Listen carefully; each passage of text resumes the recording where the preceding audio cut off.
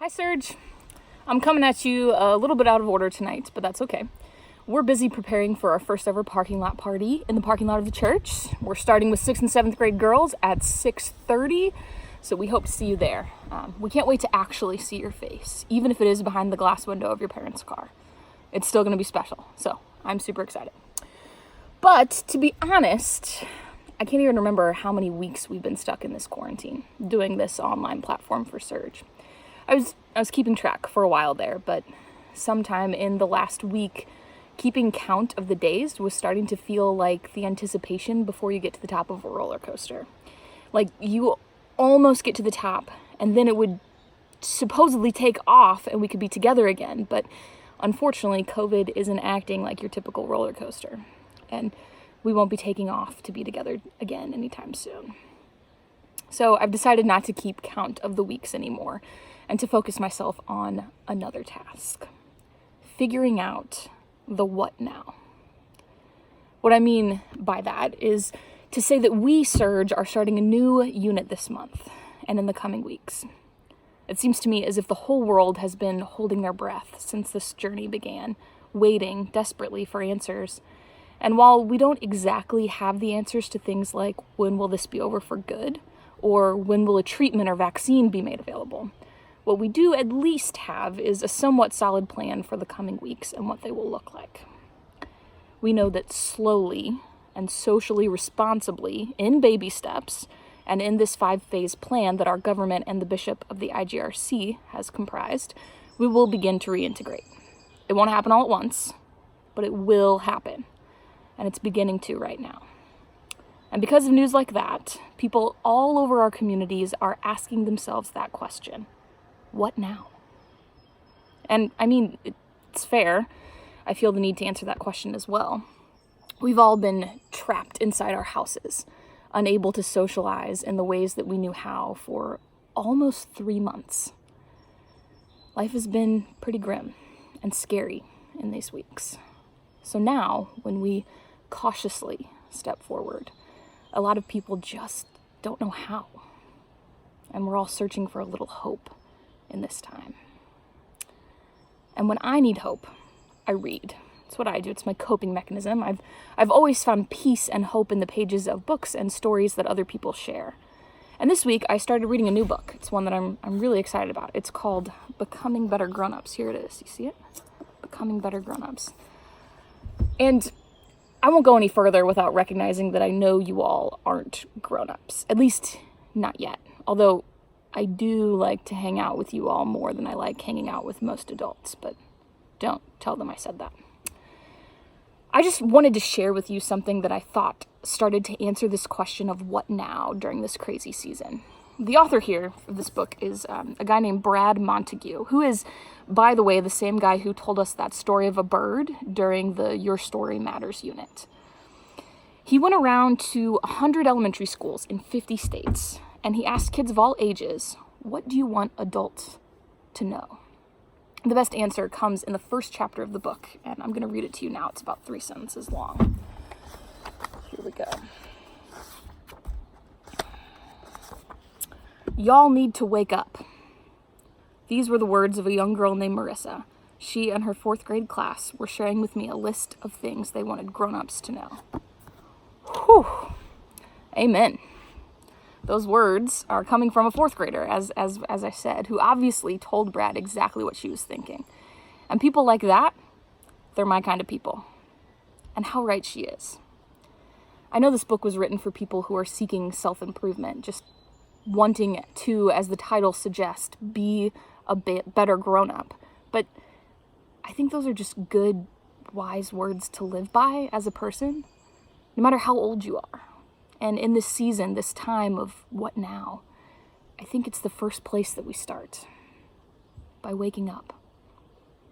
The book goes on in that first chapter to talk about the importance of being present for kids, for your significant other, just for the people in your life that you've chosen to share it with.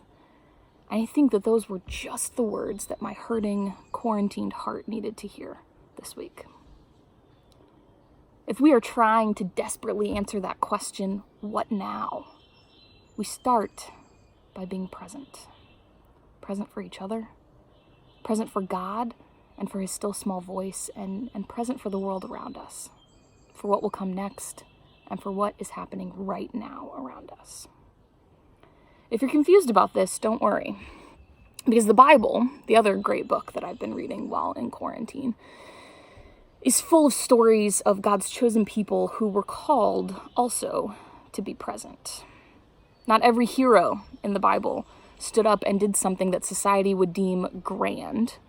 Not everyone parted the Red Sea or walked on water at Jesus' command. Some of these heroes, these characters in these stories, they were just present because God called them to be. And that was enough. Better than enough. That was good. I'm led to remember the story of Moses. Now, if you're thinking, but Kelsey, Moses did do something grand. He was called to free the Israelites from oppression. You are right. Miss Kathy taught you well. But I want you to think about the story before that. Moses was called at first to go and be among the Israelites, to go from being a prince to being a slave, just like them. He was called to be present, to wake up, if you will. And I want you to think about that for a second. What if in this season of what now, God is first calling you just to be present? In the right here and the right now, as messy as it may be. Because someday soon, he's going to call you to do something big, something grand, something like parting the Red Sea in his name. Years ago, when I first started teaching, I taught special education in a classroom full of students who we would describe as coming from hard places. This is where I started to discover my passion for working with kids and teenagers for whom life has not always been easy, much like a lot of you. We used this concept for behavior modification, which trained my students not to think about the future or the past, but to stay in the present moment. That was a phrase I used religiously to get my class through a day. Are you in the present moment? The right here, the right now? I believed in that program so much so that now, almost 6 years after that first classroom, I still find myself coming back to that question when my life gets chaotic or I'm anxious about things that I can't control. Am I in the present moment? Or am I stuck, thinking about things I can't change or have no ability to control for the future? Am I in the present moment? The right here, right now, or am I somewhere else? Is my mind wandering to a place that isn't here, thinking about how much life will be different after this, after we move on, after we can leave our houses and return to what we thought was normal? And are you? And are you? Are you in the present moment, in the right here and right now? Or are you riddled with worry and anxiousness or antsiness, desperate to get out, for things to be the way that they once were? My call for you tonight and this week is to know the difference of being in the right here and the right now, and trusting the right here and the right now to be exactly what you need and where God has called you to be. And as you do, I have a special message from someone who loves you and who wants to be here for you in this moment, in the right here and the right now. So, here she is.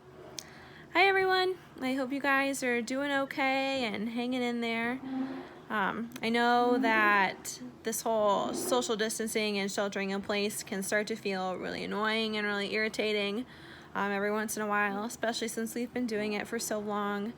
But in many ways, I think that we're very blessed that this is happening right now in this sort of time that we are in. We are very blessed and very lucky that we have all the ways to communicate with each other that we do. And I really hope that you guys are taking advantage of those, not just with keeping in touch with your church family, but with your own families and with your school friends, because it's really important that we all stay together and that we check in on each other when we can. And so I just wanted to stop over here and tell you how much I love you and how much I miss you. I will be here for you today and tomorrow and however long after that. I care about you guys so much, and if you ever need anything at all, please don't hesitate to reach out to me or to another adult that maybe you feel comfortable with. I think I can speak on behalf of all the adults and say that we all want to make sure that you guys are doing okay, and we want to be here for you. So I hope you have a great night. Hope you have a great week. School's almost over, and I can't wait to see you all soon. Hopefully that will be in person, but most likely it will be over technology. Bye.